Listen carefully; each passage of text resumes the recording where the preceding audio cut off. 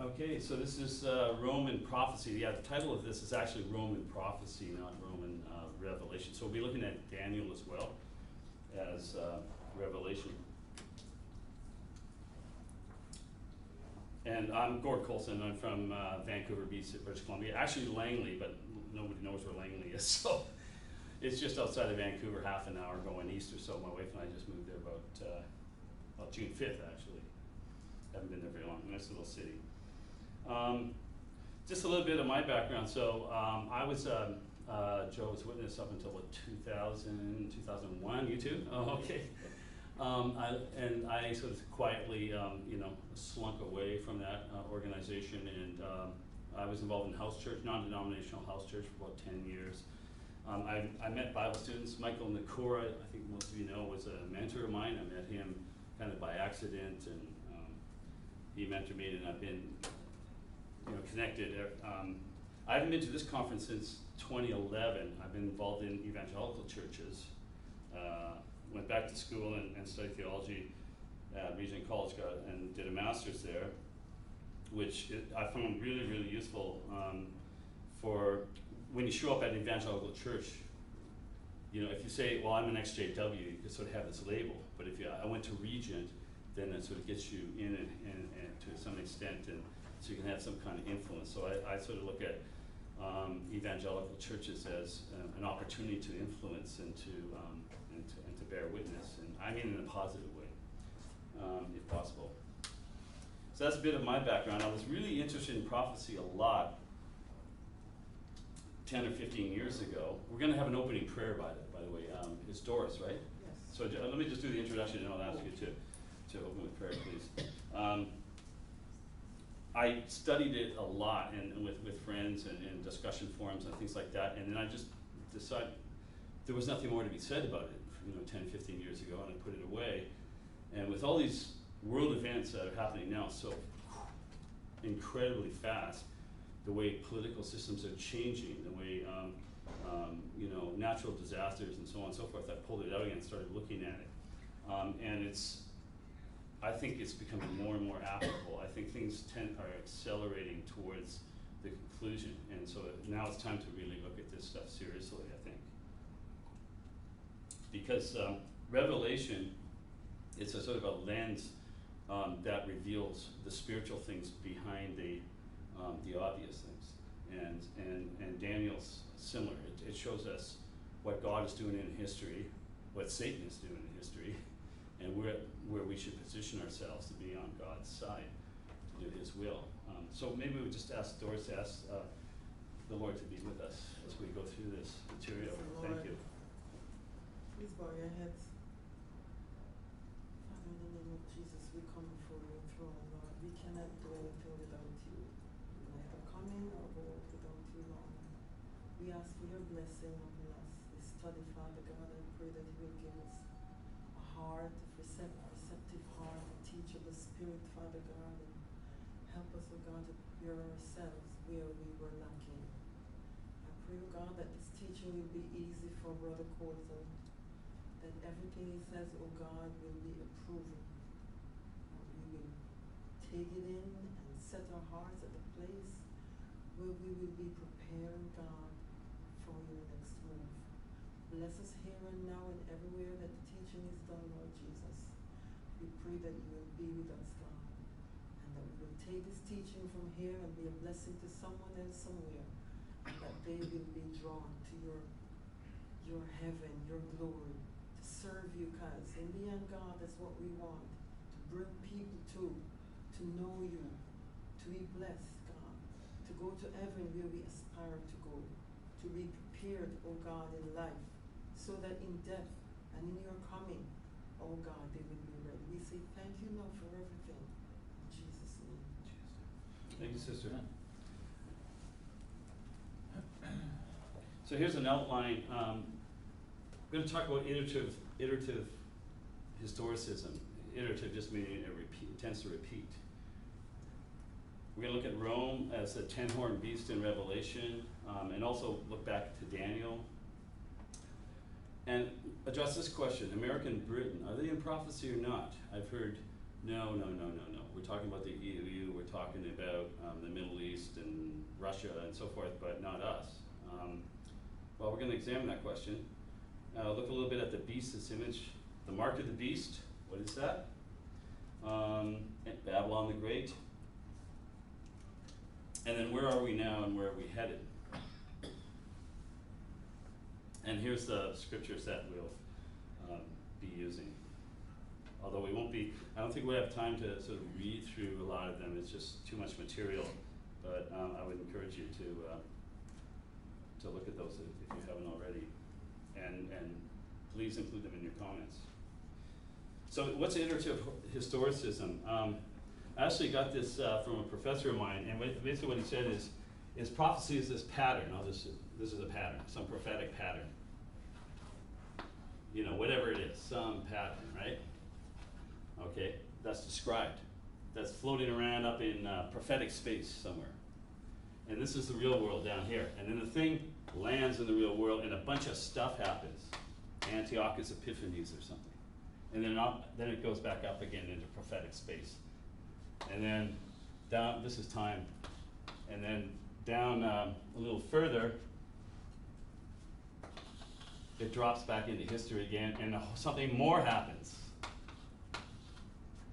And it can happen several times until finally the prophecy is fulfilled at some endpoint, right? I'll just say fulfilled.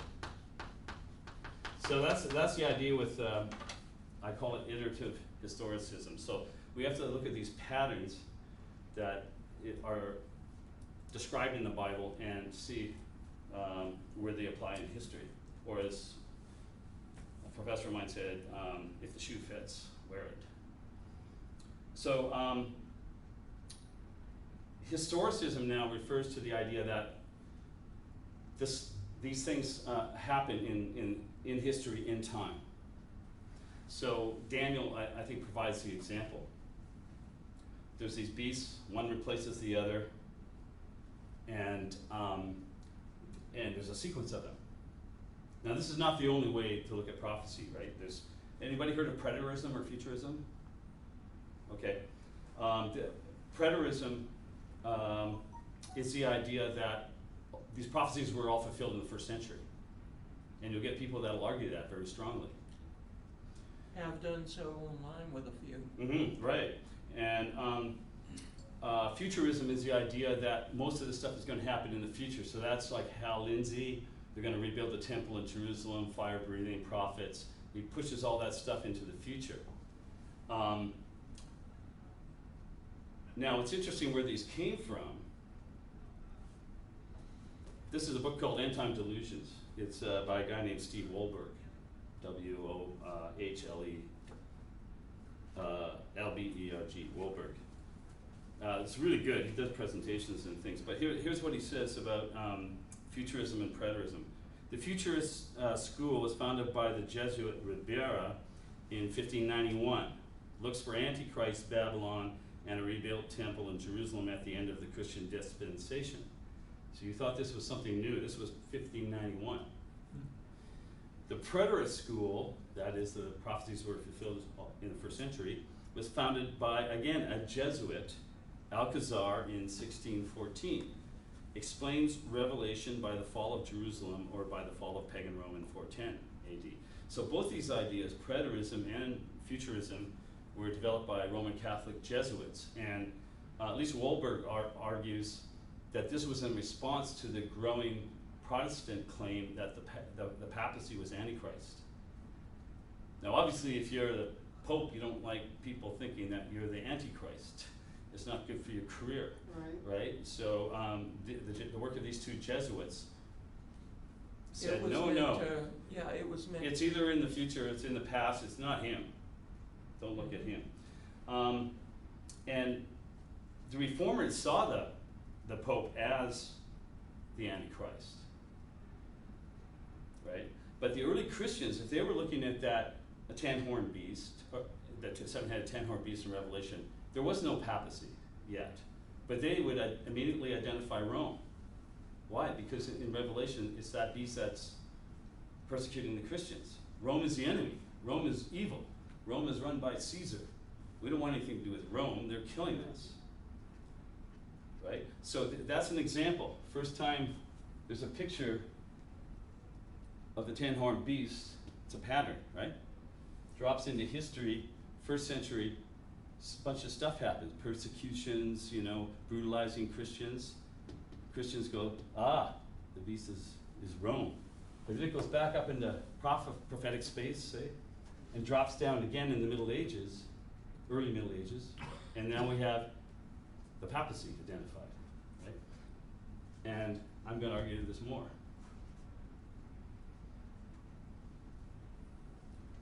So here's the beast. Probably most of you are familiar with this, right? The head of gold. So we don't have to spend a lot of time on that. But this is from Daniel 2, 31 to 45. So we have the head of gold, silvers, Persia, brasses, Greece, and then iron and clay. And then we have in Daniel chapter 7 parallel descriptions of these powers. One power is going to replace another power. This is historicism. There's also other ways to look at Revelation, like idealist, for example. So it's a spiritual thing. It's all to do with spirituality and goodness versus evil, as opposed to actual historical events. And that's probably true too. So I don't think we need to spend a lot of time on this. So where are we in this time frame then? Somewhere near the bottom. We got to be somewhere near the bottom, because Babylon's gone, Persia's gone, Greece is gone, secular Rome is gone, papal Rome doesn't have any power. It had its power removed in the French Revolution, so we're down near the bottom somewhere. And that's the key one. That's where the statue gets pulverized by this stone cut out of a mountain.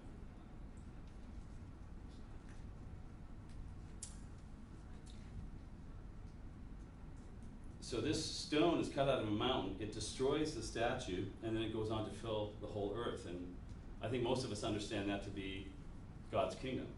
Christ Jesus the rock, as King of the kingdom. So there's nothing really that you haven't seen here before, except maybe the legs of iron. I'm suggesting those are representative of the Western and the Eastern Empire. A lot of the times in the West, we don't get much information about the Eastern Empire. We're so focused on the Western Empire and the papacy, and we studied. When I went to theology school, I did it as a part-time hobby, right? I just kind of did it over a few years. I was very interested in it. But we didn't study the Eastern Empire at all, except just as an aside. There's a lot going on in there. So when the Western Empire was destroyed in 476, the Eastern Empire lives on until 1453. And that's led by the Orthodox Church on that side, right? So then down we get to the feet of iron and clay. So I'm going to look at this in more detail, but iron and clay. I'm going to argue that the clay represents God's people, corrupted, right? Because, I'm the potter, you're the clay, all those scriptures. So that's God's people. But when they mix with the iron, because it's clay mixed with iron is what? Iron is Rome. So the iron is Roman qualities, Roman attributes, Roman power. It's all mixed there. And I'm going to argue that's weakened it. right. So we have several examples of this pattern. Okay, if we take that pattern as the feet of iron and clay as a pattern, right, some kind of prophetic pattern, drops down. We have Constantine, right? Council of Nicaea, is it 325? So what does Constantine do? He makes a deal with the church. He says, I just want to help you. You can help me run my empire, and I'll help you. I'll build church. Usually when the emperor does that, you should run, but the church didn't. The church said, well, that's great. And so you had Constantine, and you had Christians who were seduced by him. I mean, there's two ways of looking at this. Some people say, well, this was a good thing for the church, and there's probably elements of that. The persecution stopped. They were able to do things more freely, but the consequences of that, it became very, very corrupt. You always got to be careful when Caesar says, I only want to help you. Mm-hmm. We have then the papacy. So that was Constantine. Well, Rome was destroyed in 476. Back in the prophetic space, drops down again in the Middle Ages. What do we get there?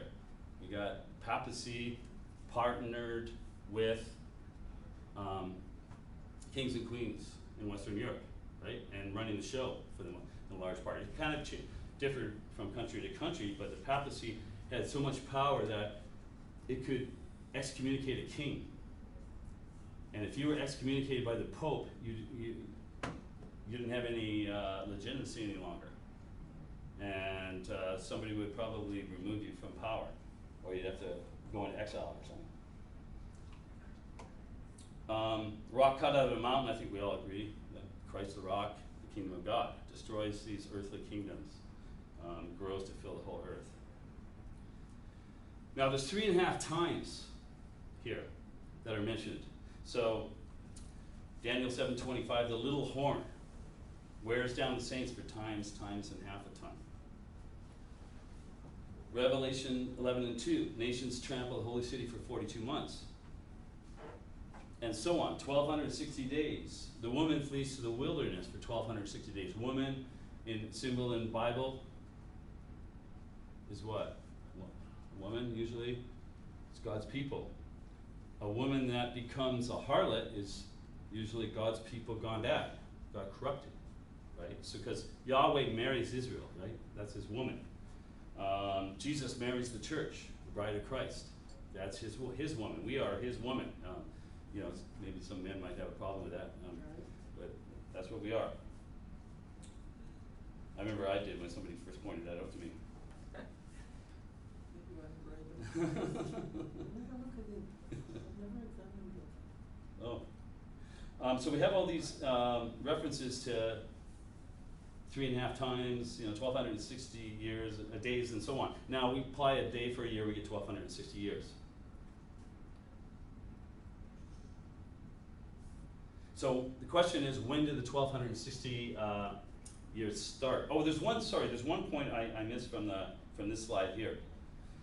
Feet of iron and clay. I'm going to argue, and you're probably going to object, but just hold your objections for now. I'm going to argue that the same pattern of Constantine, the papacy, exists in modern republics today in the West. That is, corrupt churches are working with corrupt government and corrupt business to control people because they benefit from it greatly. And in a lot of cases, churches have completely thrown away their principles in order to follow Caesar and work with Caesar. So, but there'll be more on that. So when did the 1,260 years start? Because this 1,260 year period is really, really critical, because it's a time when the woman flees to the wilderness, the true church has to flee to the wilderness, and there's this abusive little horn, if you go back to Daniel, that abuses the saints and persecutes them, and this goes on and on and on and on for centuries. Well, the Visigoths under Alaric sacked Rome in 410. Okay, so there was a whole Visigoths and Vandals and Goths and a whole bunch of others, roughly around 10 tribes that started attacking Rome on the fringes when it was falling apart internally. It was falling apart internally due to immorality, poor quality leadership, corruption, and so on. And Romulus was the last emperor of Rome, and he was overthrown by Germanic tribes 476. And then there was actually a Goth, I believe it was, that was ruling the city of Rome there for a while. And then, so the first siege of the city of Rome, which was held by the Goths, was liberated by the East Roman general, Belisarius. So that was Justinian, Justinian was the emperor of the Eastern Empire. And he sent Belisarius to Rome to get rid of the Goths out of there. So they did. And at the same time he did that, his decree came into effect, making the Pope legal head of all the holy churches in the West. And that went into effect in 438. And so 438 is usually the starting point for this prophecy.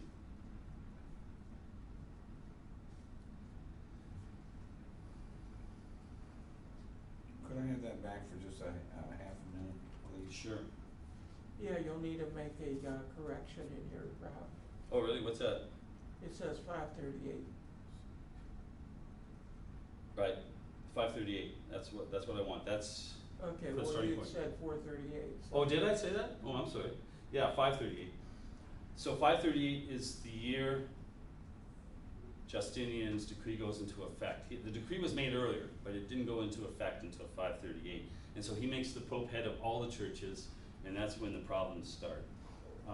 Is everyone okay to go on to the next one? Yeah. So here's a timeline. We have the Roman Republic, and it's destroyed in 476. And then we have from 538 the rise of papacy in the Holy Roman Empire, or at least the empire that the papacy, along with the monarchs of the time, ruled over. And that goes on for 1260 years. By the way, if you want this presentation, I'll put my email here, and just shoot me an email, and it should, I'm not sure if it'll fit on an email. I can give it to you on a Google Drive here. I don't have a way to write it down, sadly. I was gonna ask it. What's I that? could get yours. I said I don't have a way to write it down at the moment, but I I'll was send gonna it ask to if you. I could get it. Just shoot me an email and I'll send it to you. No, I'm talking about the, your email. Oh, there's my email right there. Yeah, I was saying I don't have a way to write it down, so. You don't have a way to write it down? Oh, okay. So, I can write- I'll write it down for after. Yeah, Yeah, I then know. I'll get you to Sure. do so for me, please, sir. Sure, no problem. So we got 1260 years. That's the 3.5 times. And what happens at the end of that 1260 years? We have the French Revolution, right? And what happens in the French Revolution? French people rise up. They're tired of the papacy. They look at the papacy. They look at the Catholic Church, the bishops, archbishops, how they're living, high and hog, with the French aristocracy, and it's totally corrupt. You know, remember the Queen saying, "Let them eat cake." Mm-hmm. Peasants have no bread. Let them eat cake. Give me another glass of wine. You know. So it was totally corrupt in France, and it was the government was in bed with the church. They were living high on a hog, and the people rose up, couldn't stand it anymore, and they brought it all down. There's 20,000 priests executed. They executed a lot of the royal family, most of the royal family, maybe all of it. A lot of people, guillotine was going all day. Really bad time. And what arose out of it? They said, we never want to have kings and queens over us again. Mm-hmm. And we don't like the Catholic Church. They saw how corrupt it was. And they said, we need rule by the people. And they put up a goddess of reason, who happened to be a prostitute. They dressed her up. They paraded her around Paris. They said, this is our new God, goddess of reason. And from now on, it's going to be, that's where humanism was born, I think, you know. So it's, from now on, there's no God, there's human reason is our God, and we're going to think our way through life, you know. It's going to be a lot better. And they adopt a form of progressivism that mankind's. Yeah, I'm sure they did. Yeah, it was, you know, what was their motto? It was life, no, liberty. Life, remember what it was? liberty, and Fraternity. fraternity. Yeah, so brothers, fraternity, life, liberty, freedom. So a lot of those ideas that we have here in the States and Canada come from the French And their Revolution. flag Right? was red. Pardon me? Their flag was red. And what did that signify? You know, the same as the French, you know, with the French Revolution, and your communists later adopt the red flag. Oh, I see. Yeah, well, there could be a link there. So what happens at the end of that? Well, out come republics, Western republics. The monarchies fell across Europe. People said they had already fallen in Britain. Britain had a civil war a little bit earlier, but they didn't have nearly the depth of reform that the French did. And across Europe, they looked at the French as an example. In fact, all the monarchies were shaking when this was going on because they thought, we're going to be next, and they were. And so across Europe, they said, you know, we don't like these kings and queens ruling over us anymore. We like what they're doing in France, and so up arose these republics. And republics, definition of republic, it's ruled by law, ruled by supposedly the will of the people by, you know, representatives that are appointed or elected, right? So, British American Republic arose, European republics arose across Europe, and that was kind of the end of the monarchies and the rule of the papacy, the papacy. Huge change. We see that a lot of people in Revelation, when they see the kings and the merchants quaking as Babylon is being destroyed, you know, and a lot of those descriptions there, a lot of people see the French Revolution there. But I'm gonna argue that the French Revolution isn't the end. I think there's gonna be a bigger one on a massive scale, a revolution across the West that's probably gonna be humanist, socialist, you know, atheist in principle, right? For similar reasons that the French Revolution arose, simply because the powers across the West have become too corrupt and religions are all intertwined with them. Not all religions, but some.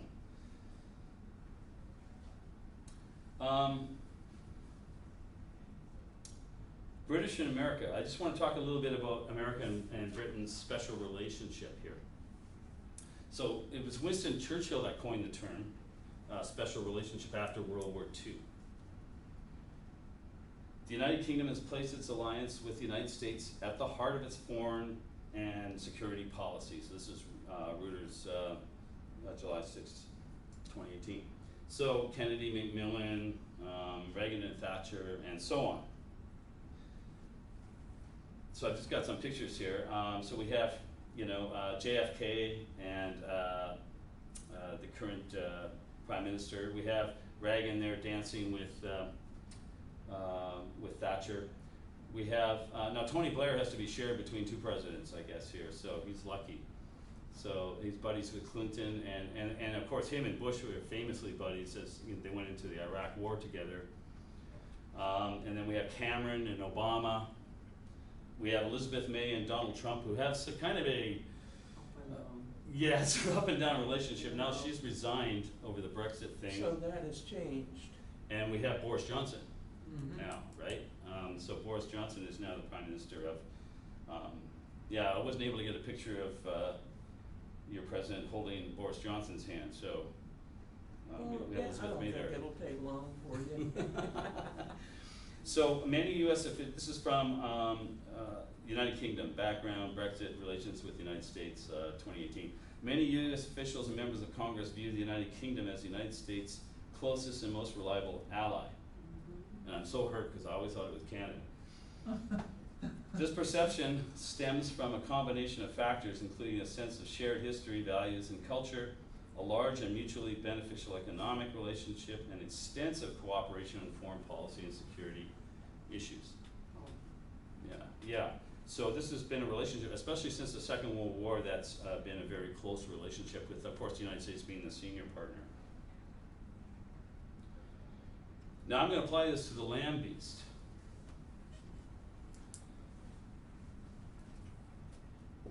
What about this land beast? Okay, so in Revelation we have one beast. The first beast that comes up, that's the 10 horns and the 7 heads, right? And that comes up out of where? That comes up out of the sea. If you recall, it comes up out of the sea. The sea being, you know, races and nations and tongues and so on in turmoil. And it comes up out of there. This beast comes up out of the land. So that's one thing. It has 2 horns like a lamb. What else has 2 horns from Daniel? Do you remember the animal that has 2 horns? The ram, right? The ram has 2 horns. And what powers? It's Media and Persia, right? That's the ram from Daniel. So the 2 horns means it's 2 powers working together. So the beast has 2 horns like a lamb, but speaks like a dragon. So the 2 horns means it's 2 powers working together, just like Media and Persia. It is like a lamb. I say it's like a lamb. It claims to be Christian, but it speaks like a dragon. So it claims to be Christian and speaks like a dragon. Much like, if we look back to the Pope the worst popes. There was a few good ones, a handful of them, but there was the worst ones. They pretended to be Christian, right? Yeah, but they really spoke like a dragon also. So it tells the earth to worship the first beast whose head wound was healed. So the first beast comes up out of the sea. That's the 10 horns. So when it's coming up, when the land beast is coming up, the beast with 10 horns is on its way down, right? Because we're getting near the French Revolution. When you guys had your, became independent from Britain, well, all that was going on. The Roman Empire was headed down. The Holy Roman Empire was headed downwards, right? Because it's heading towards the French Revolution now, and these things happen around the same time.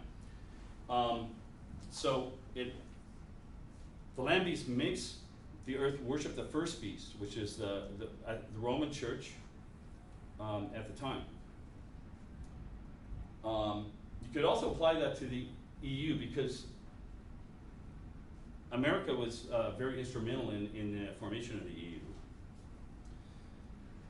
It makes fire come down from the sky, the land beast.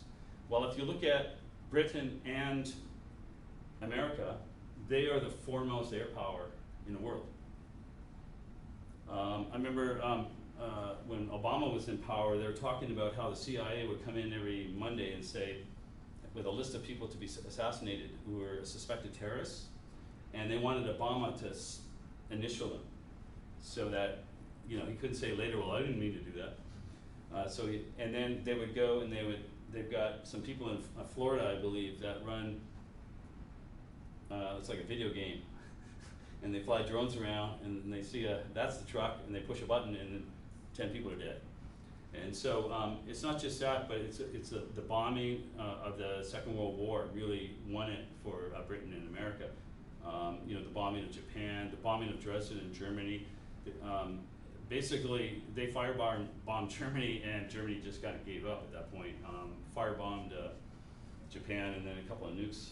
And so Britain and America have control of the skies. And China and Russia, as everyone's trying to catch up, but right now it's Britain and America that control the air. Makes an image of the first beast and forces worship of it. Another aspect of the land beast. Well, I would suggest that this goes back to King Henry VIII in Britain. Not sure if you know the story, but he wanted to marry someone. He didn't have any sons. He had one daughter, and he wanted to marry someone else, hoping he'd get some sons from her. He was going to divorce her, and the Pope wouldn't let him. He said, no, I want to approve of this divorce, Mr. King Henry VIII. And he said, well, King Henry VIII, I am. You're fired. I'm going to make my own church. And that's what he did. So he created the Anglican Church. And if anybody been in an Anglican church service? I have. You have? Yes. It looks very much like a Catholic church, doesn't it? Yes. They got the incense, and they got priests in robes, and I think he did that very purposefully, because the people were all Catholics in Britain at the time, and if he was going to give them a new church, he couldn't give them a evangelical church with a rock band. I mean, they wouldn't like that, so. Slight deviation. Yeah, so it looks the same, it smells the same, it's got the incense and everything, and so he was a smart guy, but obviously that church was corrupt from the beginning. It was created by the king so he could marry this girl that he wanted to marry, basically. And also he wanted to be free of papal control. He was getting a little tired of that. So I would argue that Anglican church that he made was an image of the first beast, the Roman church. It looks the same, it smells the same, talks the same, similar. And the Anglican church was responsible for burning people at the stake that didn't agree with it. And this is always how you know if a church is false, if it abuses people.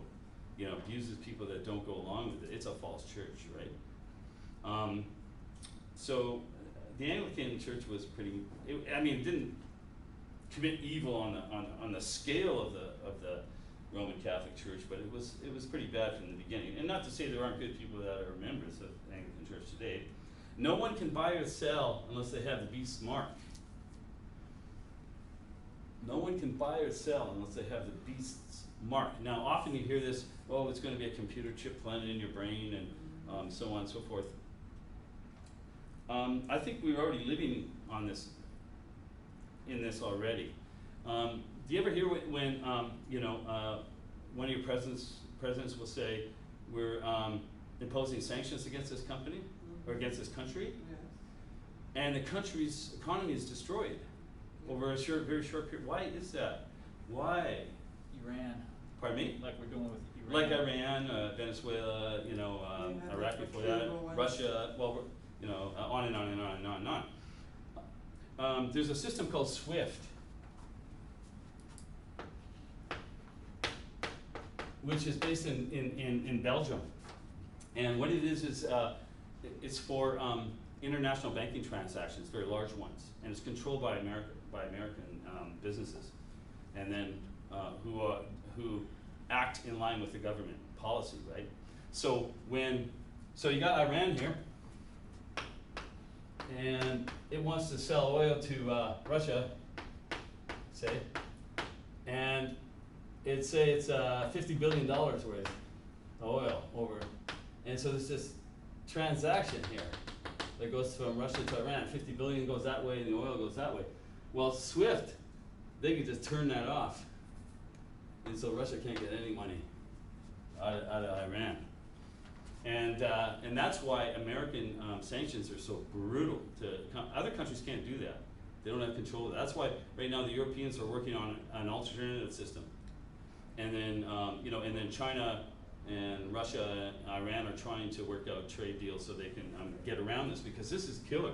If America turns that, oh, come on in. If America turns that off, you can't get any money. Welcome, come on in. Ooh, bright light. So I'm just going to recapitulate a little bit. You better start over. We were just talking about the lamb beast. It has two horns like a lamb, speaks like a dragon, comes out of the earth. So I was just down on the point of no one can buy or sell unless they have the mark of the beast. And I was just mentioning that America controls this system. It's called SWIFT, and they can turn it off. And any country they impose sanctions on, we impose sanctions on, cannot buy or sell. You know, you're hooked. You have to find barter or something like that. And that's why it just brings these countries to their knees, destroys their economy. No one can buy or sell unless they have the mark of the beast. Yeah, sure, Doris. Belgium was, I think, bombed like about 2 years ago. There was a terrorist attack or something, yeah. I wonder if that has anything to do with. David, there's a seat right up here. David. It might. Right there. Belgium is also the capital of the European Union, And right? there's a You know, seat over that- there. And there's probably a lot of people that don't like that, yeah, could be, I'm not really sure. Good question though. Oh, yeah, these are very movable. Okay. So the lamb beast also deceives the world, right? It has all the authority of the first beast. Okay, the first beast, the one that came up out of the sea, right? So in the Middle Ages, that would be the Roman Empire, Holy Roman Empire, right? So it has all the authority of that first beast. It's a world power. Is there any other world power? There's no other world power currently. I mean, there's a couple that are coming up, but currently, America's military is bigger than the next 10 countries. It's bigger than all of those put together, right? China is trying. China's trying, but it's in terms of military power, China's not even close to the United States. There is no other power. It's the ruling power. Deceives the world. Okay, you came in at a bad time because I was really sort of soft pedaling this, but so you're getting sort of the hard version. So We're gonna ask you to start over. We have a majority. We have a majority. okay. It deceives the world. Okay, that's another thing with the lamb beast. I'm arguing that the lamb beast is the partnership of America and Britain. And it's always been a close partnership, especially since the Second World War. Britain and America cooperate very closely economically, security, military. Remember, it was Blair when Bush went into Iraq, it was Blair that was his big supporter, right? He was the one that convinced his parliament they had to go in. Yeah.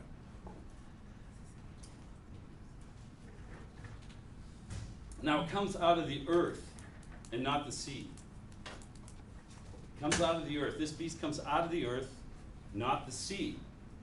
Well, let's look at a map of the early Roman Empire. No, that'd be about empire at its height actually here. On the left, Yeah. you got a sea surrounded by land, right? On the right, here's an early picture of America as it's being colonized from Europe, right? It's land surrounded by sea. It's the opposite. Yeah. In the Roman Empire comes out of the existing peoples that are there, right? What Rome does something a lot different than previous colonial powers. What Rome does is they come in and they say, they'll have a war with someone, they'll beat them, and then they'll say, do you want to be Roman citizens? And so what, you're not going to kill us? No, you can be Roman citizens, but you got to obey these laws, you got to pay tax, and everything else. I mean, a lot of the times they said, oh, okay, that's not a bad deal. I mean, the guy before you just like slaughtered us all, So Rome expanded and expanded and expanded that way, based on the peoples that were there already. Now, what happens here is Europeans come over to America from Europe and populate America. Now, it's true there was indigenous peoples there previously, a lot of them, but they didn't become part of early America. They were pretty much exterminated. There was a large-scale extermination and land theft going on with they were pushed. The indigenous people were pushed further and further west as the land was taken from them during the early colonization. If you don't know this history, you should read Howard Zinn's book called A People's History of the United States. Howard Zinn, Z-I-N-N. He does a whole history of the United States from the point of view of the downtrodden, right? It's a completely different history. Most of the histories are triumphal, guy lands on the East Coast and courageously rides to the west and conquers, the savages and, and so on and so forth. But that's told from a perspective of the people that benefit the most. Look at the history from the people who didn't, and you'll see a different story. So why is it a land beast? Well, it's a composite power. 2 horns on the lamb, and in Daniel we have the ram. It also has how many horns? 2. Standing for what? Media, Persia. The Medo-Persian Empire, remember the ram in Daniel? Well, 2 powers, 2 horns. So the land beast has 2 horns, has to be 2 powers. So I'm arguing that's America and Britain, especially since the Second World War. Both claim to be Christian powers, deceives the whole world. Why? They both claim to be Christian powers, but other countries just don't see it that way. The light on a hill, American exceptionalism and all that.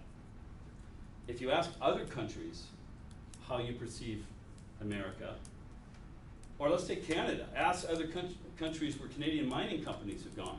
Say, what do you think of Canada? I didn't know this. I was watching Al Jazeera, of all things, and they had a documentary on Canadian mining companies. And I always thought, I grew up in Canada, I was born there, and Canada is a gentle country, it's all about peace, and it's progressive, and so on. And then I found out the story of Canadian mining companies. They're brutal. They go into developing countries, they pay off the local government, and they make a big mess, steal all the resources, and they leave a big mess behind them, and they leave the population in bad shape. And I didn't know that about my country until I watched Al Jazeera. didn't get played on CBC, the public network, right? So these claim to be Christian countries. Other countries don't see them. America and Britain's imperial approach to foreign policy. Were they into mining? Were they into like the aluminum? Yeah, various Bauxite mines. Yeah, a mining? lot of different mining, like in South America and Jamaica? Africa. I'm not sure about Jamaica. Could be. That's Yeah. why I'm asking you about mining, because I see that the bauxite companies, they come, get all Are they the Canadian? aluminum for many, many years. Are they Canadian companies? That's what I'm asking. Oh, yeah, I'm not Many of sure, them I'm not were sure. from Canada, because they have huge companies that Mhm. lying dormant. Now you Mhm. know the bauxite aluminum comes from the red soil, makes a lot of the beautiful pots and pans and that zinc material for houses and all the aluminum beautiful things you see. A lot of that came out of the earth, the soil in Jamaica. Oh, okay, So, okay, you that's know, good to know. Companies are left. Yeah, I'm not dormant sure now, about so that, yeah. You should look into that. So the land beast deceives the world. It claims freedom, democracy, and Christianity. That's the claim that's made, right? You know, we're enlightened. We're the most enlightened country in the world. I mean, we just want to spread freedom and democracy and the Bible and Jesus, and and show the rest of the world the best way to live. But other countries just don't see it that way. And if you want to know, I mean, if I stood here and told you how great a person I am, you kind of go, what would you say? You said, well, I don't know. I should ask Owen. Is he really, No one's like, nah, don't listen to him. So here's a foreign policy record, and this is something probably I didn't know about. I didn't know it was so extensive. These are all the countries that America has tried to overthrow, the governments of which America has tried to overthrow. Look at them all. All the asterisks there are countries where they successfully overthrew the government. Now just think about this a little bit, okay? What happens when you overthrow a government? Somebody else comes in. Nature abhors a vacuum. Yeah. Usually there's a lot of dying, a lot of suffering that happens, right?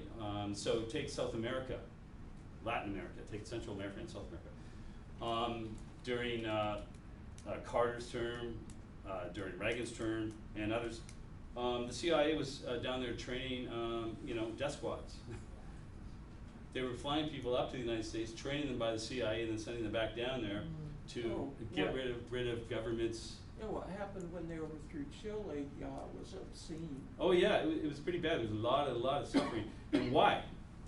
Well, because American business interests wanted to go in there and exploit the resources of these countries, and any country that elected a government that was accountable to its people wouldn't go along with it, right? I mean, you American business, you come along and say, I want to go in there and take all your, Bananas. yeah, whatever, take them all, and I'll pay you, I'll pay you personally some money, right? Yeah, to do that, right? Yeah. Sure. And although they, the official story was they were overthrowing communist or pro-communist governments, if you really go looking at those governments, they weren't particularly discriminatory. It was just if those governments basically pushed back at powerful American interests, they overthrew them. Yeah, exactly. They overthrew democracies too, which shows us that it's just not true that we're spreading democracy around the world, because we actually, I'll say we because Canada and the States are very close. So we went and we overthrew democratically elected governments. Why? As the brother said. You so want to hear Howard business. Kissinger's own words? Pardon me? You want to hear Howard a quote from Kissinger, Henry Kissinger? Sure. We couldn't have let those people decide to make those kind of decisions. There you go. Is why that's an example. Yeah. Or you'll hear even modern politicians today will say, well, Latin America is our backyard. We can do what we want in our backyard. Well, it's not our backyard. Those are countries and people and elected governments, right?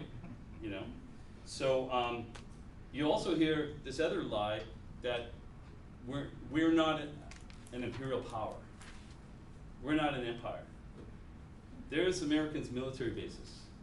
This is from Department of Defense, 2002, so it's probably grown a lot since then.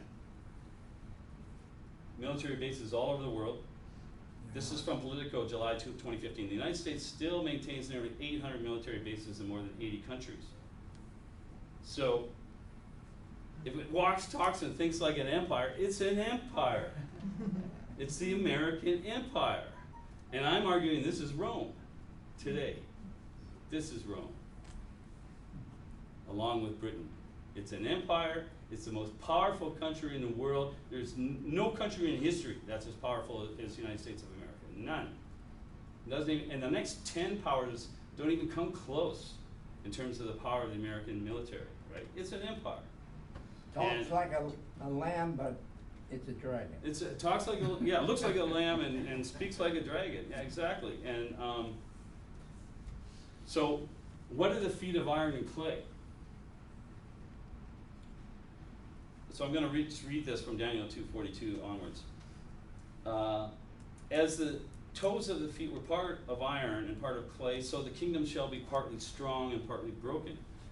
Whereas you saw the iron mixed with miry clay, they shall mingle themselves with the seed of men, but they shall not cling to one another, even as iron does not mingle with clay. In the days of those kings shall the God of heaven set up a kingdom which shall never be destroyed, nor shall its sovereignty be left to another people. But it shall break in pieces and consume all these kingdoms, and it shall stand forever. So that's the rock smashing the statue on its feet. So I'm thinking they shall mingle themselves with the seed of men. I believe this is an unclean sexual reference. You know how in the Bible, a woman, a good woman is God's church, right? You know, Yahweh marries Israel, his good woman. Jesus marries the bride, his bride, the good woman. But there's also examples of women that become corrupt, right? That become harlots, as the Bible says, right? And these are God's people gone bad. So, so it's the same. I believe it's the same thing here. So, remember in the statue. Does everybody know the statue I'm talking about in Daniel 2? Yeah. Yeah. Okay. So we got head of gold, Babylon, shoulders, Yeah. silver, Medo-Persia, right? Belly, thighs of Greece, Greece, and then 2 legs, right? Iron. Roman Empire. I would say the legs are east and west, right? Now we're down to, I asked a brother earlier, I said, where do you think we are? Probably down around the feet somewhere, right? Yeah. So the feet are this mixture of clay and iron. Iron is Roman elements. Clay, Adam is formed from clay. And God breathes in him the breath of life, okay, from Genesis, and he becomes a living being. A living human, right? Clay. Right. God is a potter, we're the clay. At Pentecost, similar to Adam being formed, the Holy Spirit comes into that room where they're all praying and fills them up, and they become fully human, right? So the clay, I believe, is God's people who are now intermingled in an unclean manner with the Roman elements. So the corruption of this clay in the Western Empire starts out with the Roman Catholic Church. If you go back early, Constantine, has everybody heard of Constantine in the 4th century? Yeah. Okay, so you can kind of argue 2 ways. I've heard it argued this was a good thing because the persecution stopped, that's true. Yeah. But the church became completely corrupted, and it wasn't too long before it no longer stood for Christ, if you'd start to look at its Right. deeds. In the Eastern Empire, we have the Orthodox Church and the government together. So I believe that's where we are now. We're down, I agree with the brother, I think it was you, brother, that said that we're down in the feet now. Here's some of the iron and clay in history. So we start on the top left there. Any guesses what that might be? Pope Clements? Pardon me? Pope Clements? A little bit earlier. Charlemagne? That's no, it's Constantine. Oh, it is. Constantine's sitting there. He's the He star. He was the Pontifex Maximus of his Yeah. time. Yes, and he is sitting there, and they're trying to come up. They end up coming up with a Nicene Creed. Yeah. And do you know who helped wordsmith that? Constantine himself. Yeah, he's the one that came up with homoousios. You know, of the same substance. The Son and the Father are of the same substance. That's not a biblical term at all. I mean, as if we could put God under a microscope and see what kind of substance he is. You know, oh, he's a little. Oh, look, here's Jesus. Oh, here's Yahweh. Oh, they're the same. And the problem with all these things is you create idols, you create theological idols, and that's what they did. But here, has anybody heard of Eusebius? Yes. Eusebius, a couple? Eusebius of Caesarea, I believe it was, but it was Caesarea in the Middle East, not down in Egypt. Mhm. He was in his time. He was the church historian, basically. Right. And he was the foremost expert on the biblical text because he held a library with manuscripts. It was claimed going back to the original autographs. Mm. All Good. right. And so he originally he was an Arian, but he did swing his influence over to the the Athanasians. Athanasius. The Athanasians at the Council of Nicaea, Mm-hmm. and they turned around and burned him because after he signed the decree there, what was circulated was not what what he had signed. It included a paragraph condemning what he believed. Yeah, it was a dangerous job occupation being a theologian in those days. Yeah. Yeah. So do you remember what he said about Constantine? I remember reading one description. As the brother said, Eusebius was one of the very early historians. But a description of Constantine is Constantine appears at this thing dressed in his full imperial robe, robes, and he's jewels and everything. And Eusebius says it was a glorious manifestation. It's as if he had come down out of heaven. Something like, I'm paraphrasing, and he saved the church. And I imagine if you could get inside Constantine's head at that time, he'd be thinking, these people are going to destroy each other over Homoousius. How am I going to get these idiots to all cooperate so I can run my kingdom? And I think he manipulated them, and they fell right into it. And as a consequence, the church became very, very corrupt. And it's true the persecution stopped, so that's a good thing, but there's also a bad side to it. What happened was there was so much money in the church after Constantine, because he said, I'll help you build churches, I'll help you guys. And then people who were, let us say, lacking in a few principles would say, well, boy, if I can get up to bishop, I can make a lot of money. And so the church became very, very corrupt. The middle one on the top there? May I give you a little Sure. piece of trivia about Please. Eusebius? Every time before the Council of Nicaea that he quoted Matthew chapter 28 verses, the ones, baptizing in the name of the Father, the Son, and the Holy Spirit, teaching them he quoted it this way, to go forth to the nations,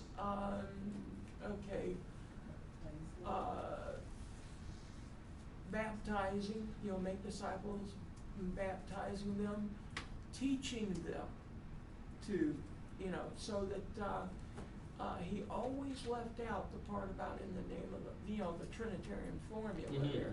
He always left it out until after Nicaea.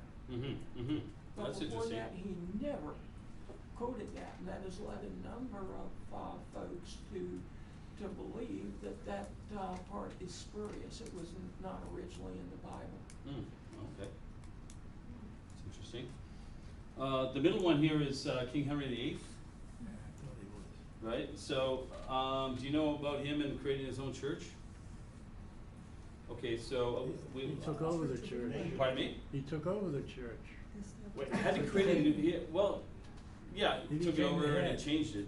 So what happened was he wanted a son, at least one son, and he only had a daughter, and his wife had many sort of stillbirths and miscarriages and things. So he thought, well, if I want a son to take over the throne, so I'll just divorce her and marry. I had my eye on this other one there, and divorce her, marry her, and hopefully she'll have sons. And the Pope said, no divorce for you.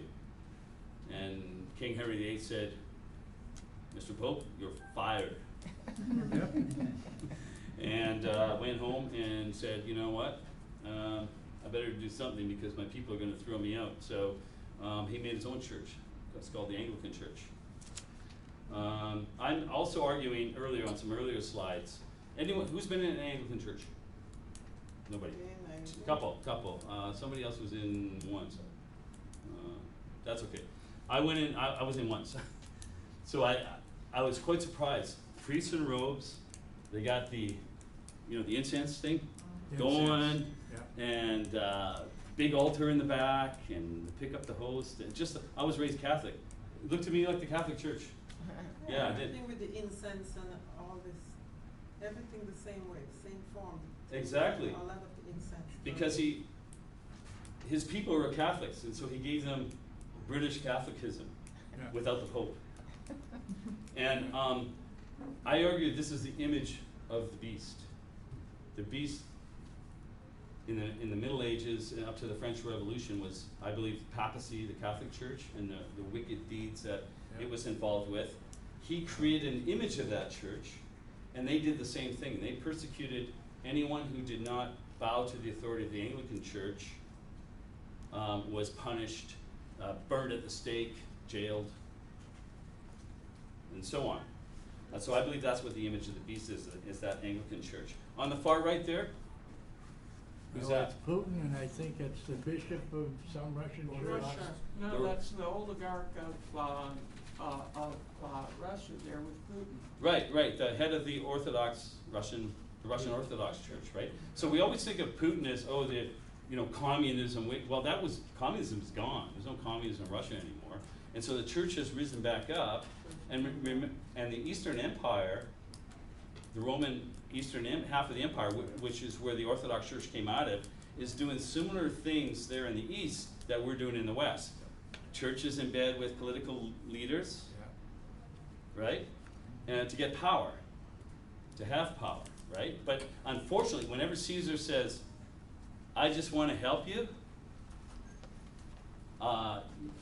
Beware. beware. Yeah, beware. And because to become Caesar, you have to be a master manipulator. You know, you got to be really, really good. Yeah, there was somebody called that the 6 most scary words in the world. I just want to help you. Okay, down on the far left there we have the Archbishop of Canterbury. Archbishop, is that right? Canterbury? The head of the Anglican Church. Yes. We have Cameron there, and we have the Queen, right? Yep. So- George W. Yeah. And then in the middle, anyone know who that is? Brazil. Isn't that Brazil, great? Bolsonaro, right? Okay. So he just got elected. He's a brutal fascist. He was involved in a lot of the killings, the murders in Brazil and South America, and he just got elected. Brazil's going through a really, really tough time, but he just got elected president, Right. and he's already, the first thing he's doing is starting to hack down the rainforest again. Is he also related to the killings that went on in Argentina that were related to the Pope? Oh, I'm not sure. I don't know. And there's evangelical leaders, tripping over each other to see who can be the first to shine this guy's shoes. Because that's where the power is, and where the power is the money and the influence, right? Yeah. So whenever I see Bolsonaro, I'm not sure. Bolsonaro. Whenever I see him, there's an evangelical leader somewhere close, and I would argue, and this is evangelical leaders in America trying to Christianize Trump. So they're all, I think is that Jeffress there? Robert Jeffress, it looks like maybe. Anyways, they're all sort of fighting to see who can touch him first, and they're hoping they can turn this emperor onto their side for the good. And do you think it's going to work? No. Anybody? No. I don't think it's But going to work. maybe the red is supposed to be his mentor, as far as I know. Oh, okay, I see. Fredo's his- Oh, that's Robert Jeffress then, right? Is it Robert Jeffress? I Is it? can't see from. Yeah, yeah. the- Did anyone see the it was on YouTube, Make America Great Again musical? Really? I couldn't believe it. Somebody stuck it on Facebook or something. I thought it was a joke at first. I thought it was a joke. It's this, if that's Robert Jeffress there, in his church, First Baptist Church in Dallas, they had a big musical. They had violins, a whole orchestra, you name it, right? And someone had written out a piece. They had a choir, Make America Great. Trump was there. And they're all, Make America Great Again, you know, big musical production. So it's the same pattern. I don't see any difference between all these patterns. I don't see any difference between these patterns. It's the church wanting power and partnering with Caesar to get it. Yeah, brother.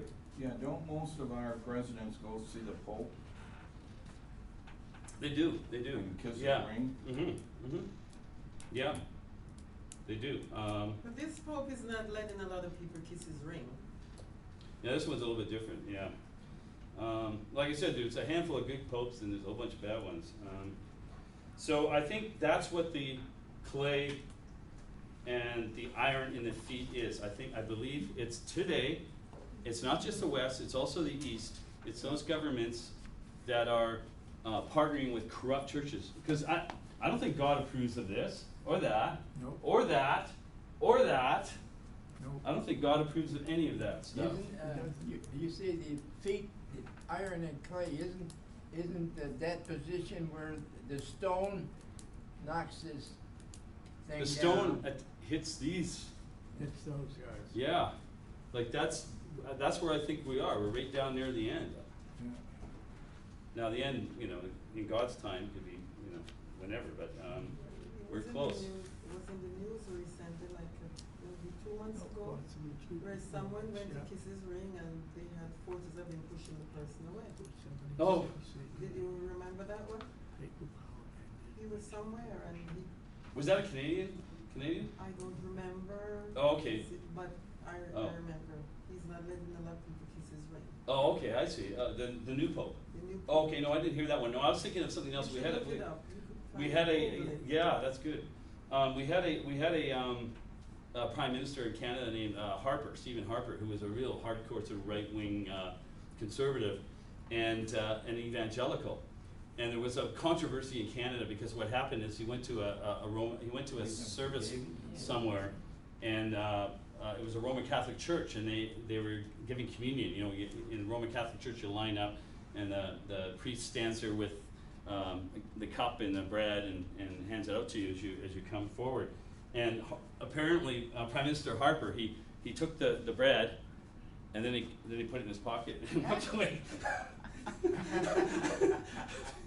Because I suppose it was because he was afraid his evangelical base would get upset if he took communion at the Catholic Church, right? And he claimed he didn't know anything about it afterwards, but it was a big controversy. I mean, there isn't much that gets us excited in Canada, little things in comparison, but that was one of them. So we have Babylon the Great. Oh, sorry, feet of clay, iron and clay. So I was talking earlier about something called iterative historicism, I call it. All that means is prophecies tend to repeat over time.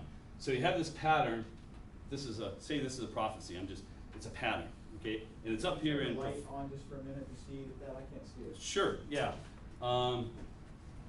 Yeah. If we could turn it off after, because I'm not sure if the camera's going to pick up the text on the screen. That's the only thing. That's why I had it turned down.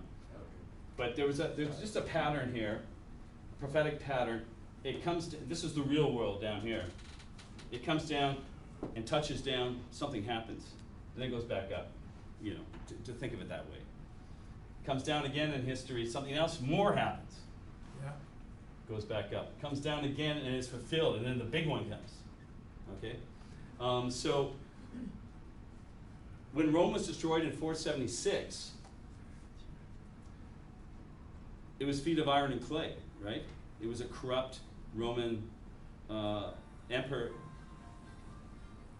with corrupt church. Comes down again with a papal rule in the Middle Ages and the kings and queens of Europe, right?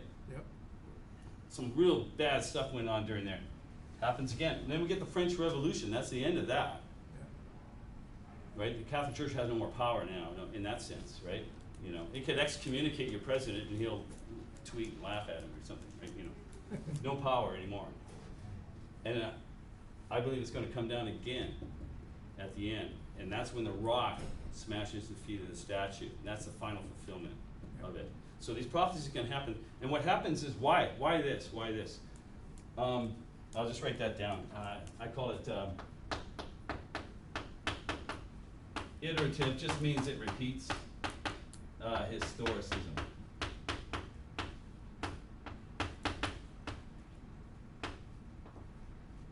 So historicism is just what's in Daniel, one beast after the other, government after the other, plays out in history, and iterative just means it repeats. But what happens is, when a prophecy first touches down and something happens, we can then study the history of that. In history books, secular history books, what happened there? And then, oh, that's how that prophecy works, right? Then it happens again, we study it again, and then we know what's coming. Because it's hard to tell when you're talking about beasts and horns and things like that, how's this gonna play out in actual history? But when you see it, then you know, right? So there could be, sorry, yeah. Yeah, Gordon, that's an interesting concept. Do you think that applies to our Lord's great prophecy that might apply to both natural Israel, the destruction of natural Israel in Matthew 24, and maybe as a picture for spiritual Israel at the end of the gospel age? I mean, nominal Israel. You don't have to answer that. I believe that prophecy, I don't know if we're gonna, this will directly answer your question or not, but when I see Matthew 24 and Luke 19 and Mark 13, on the Temple Mount, when he's talking about, how the Roman armies, according to Luke, are gonna come and destroy the city and so on. Although Matthew doesn't say Roman armies, he says abomination of desolation. Luke says Roman armies, because he's talking to Gentiles. And writing for Gentiles, they don't know what abomination, they don't read Daniel, Gentiles. So at any event, what happens there? You gotta think of it in terms of a pattern, right? So what kind of pattern is happening there? You have the Sanhedrin, which is a pawn of Rome, right? Working with Rome to subjugate the Jewish people and keep them paying the Roman taxes, right? So corrupt religion, corrupt empire, working together, abusing the people, siphoning the money off, right? Yeah. Jesus is extremely upset with them, and for good reason. They're the ones that are supposed to know who he is and why he's there, and help him teach the people. And what do? They plot to kill him. Why? If we don't get rid of this guy, Rome will come and take our place. Yeah. And then the high priest says, better one man dies for the nation than the whole nation perish. Yeah. And the irony is just flowing out of that statement. Yeah. So, will it repeat? It's a similar pattern to what we've been talking about, isn't it? Oh, yeah. Is corrupt religion with corrupt a political system, corrupt business. I mean, the Sadducees ran the temple. Is it any wonder that the Sadducees were the richest of all of them? The richest of the Sadducees, Pharisees, and scribes? The Sadducees had all money because they were smart. They said, we'll run the temple. Oh yeah, we'll take that on. And you can't sacrifice anything unless you buy it first with the money changers at the temple, and they ripped you off. They ripped you off on the cost of the animals, they ripped you off on the exchange rate, right? So the money was, and everyone had to do it, it was in the law. Right? So you had to go to the temple every year, and if you were poor, you sacrificed a couple little birds or something, and if you had more money, you had to sacrifice more. And so the money was just pouring in, and when Jesus comes along, he's going to upset all of that. And they said, let's get rid of him. So he was really, really upset with them. So yeah, I think it's the same pattern. As far as the natural Israel and I'm not sure, and spiritual Israel, I'm not sure, but what I see there is a pattern that's going to repeat again. And we can go back and look at the destruction of Jerusalem by the Romans. We know, who was the Jewish historian that? Josephus. Josephus wrote extensively on it. We know exactly what happened there. So again, pattern that has a fulfillment in history. Now let me ask you this. Was all of Matthew 24 fulfilled in the first century? All of it? No. No, I don't. Yeah? Who says yeah? Who says no? Okay, most of you say no. That's what I agree with that. Now, there's a school of prophetic thought called preterism, and they believe that all of it was fulfilled in the first century, or almost all of it. A little bit, a couple chapters in Revelation, that's about it. I don't think so. Did Jesus separate the sheep from the goats? You know, has he begun ruling as king, you know, unimpeded? You know, I don't think so. Israel is coming back to life now, and that didn't happen until 1870s. There you go. Yeah. So, that stuff wasn't fulfilled. So a lot of times with these things, prophecy, prophetic pattern comes down, something happens in history, but not all of it's fulfilled. And that is a hint that there's another one coming. So I think Matthew 24, Luke 19, Mark 13 is coming again in a big way. Although Jerusalem, there's even an argument to be made that Jerusalem is like Babylon. Right? When Peter says, he talks about Babylon in his letters, he may be talking about Jerusalem. You know, because from Peter's point of view, he's looking at, what does he see? He sees corrupt priests and Pharisees and Sadducees and scribes working with Rome, you know, to subjugate the people. Yeah. Now, of course, when it was destroyed, it was a rebellion against Rome. But Just a few more minutes. oh, just a few more minutes, okay. And then a bunch will be moving out, and someone comes. I see. Okay. So Babylon the Great. Yeah.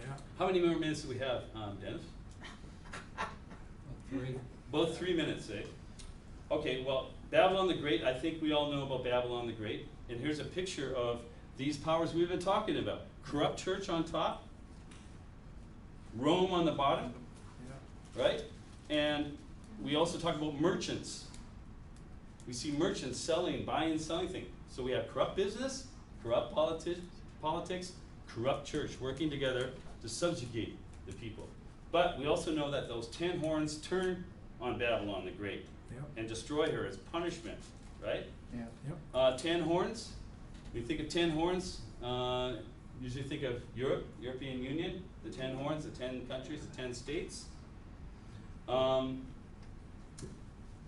I don't think we need to do that. I think pretty much everyone agrees what Babylon the Great is. I think, you know, I think that's pretty straightforward, because I want to just get to the end here before you head off, and I can come back for anybody who wants to stay. So these 10 horns are inspired to destroy Babylon the Great. God has put it in their minds. There's To do there's this. a progression about the 10 horns. They'll make her desolate, naked, and then they will burn her. You burn her with fire. Yeah, exactly, exactly.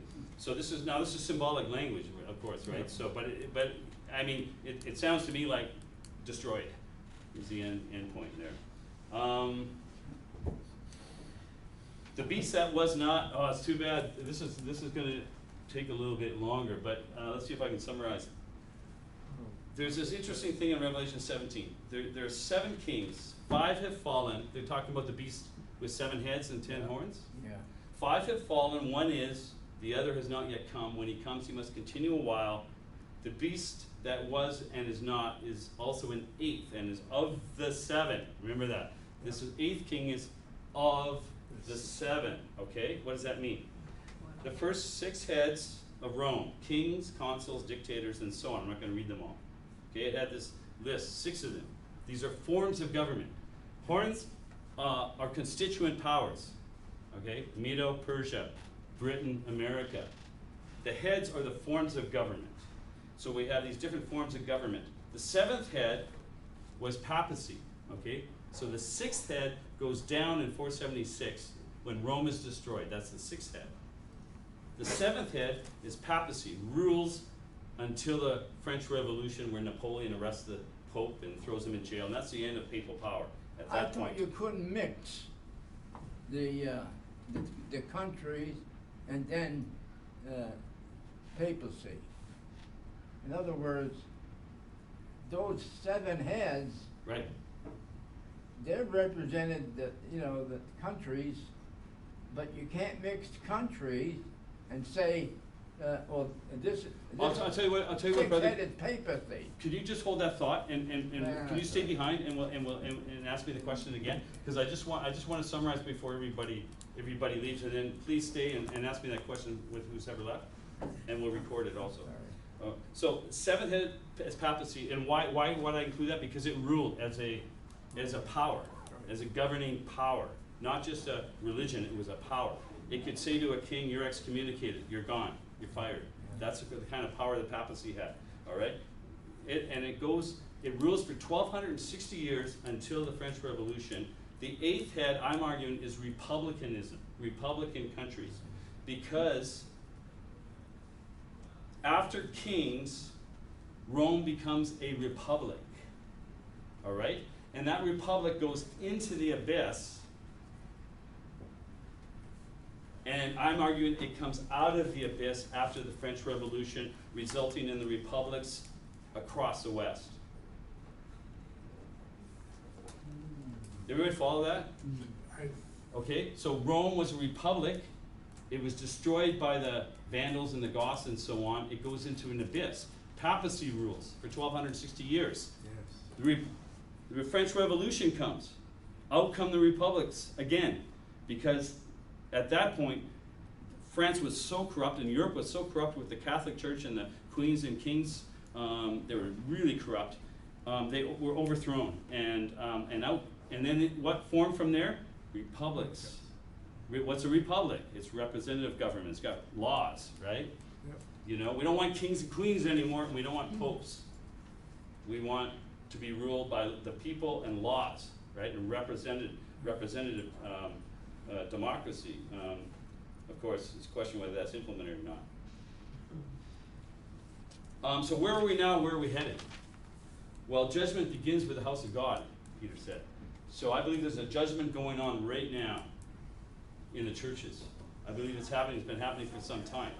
Are you going to be with Babylon, or are you going to be with the kingdom of God? You don't get out of her, my people, right? I won't read through it, but just on your own, read through Daniel 11, the last 5 verses, Daniel 11. That's a description, I believe, of a war in the Middle East. And plug America and Britain into the king of the north. And ask yourself, does this fit or not? So I think there may be, and now we're into speculation here, so don't hold me to this, but I believe there'll be one more major war in the Middle East that the West is going to lose. And it's going to probably spell the end of America as a major power. The end of Britain as a major power also. The European Union is going to probably rise to fill a vacuum, because it's got all the functions in place to do that, all the structures in place to do that. And also, as Sir Isaac Newton said, the 10 horns, you know, when you see 10 in Revelation, that's usually a reference to Europe. So I think it's 10 horns, it's probably the European Union. Earlier on in my presentation, I had suggested that there's probably going to be one more earthquake.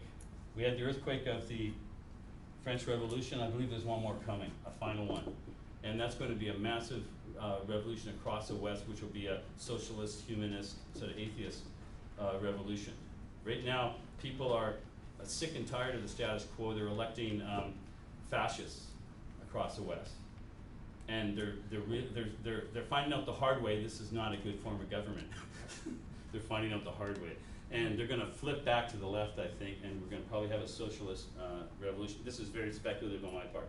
Why do I say that? Because it's kings and merchants that are quaking in fear and hiding.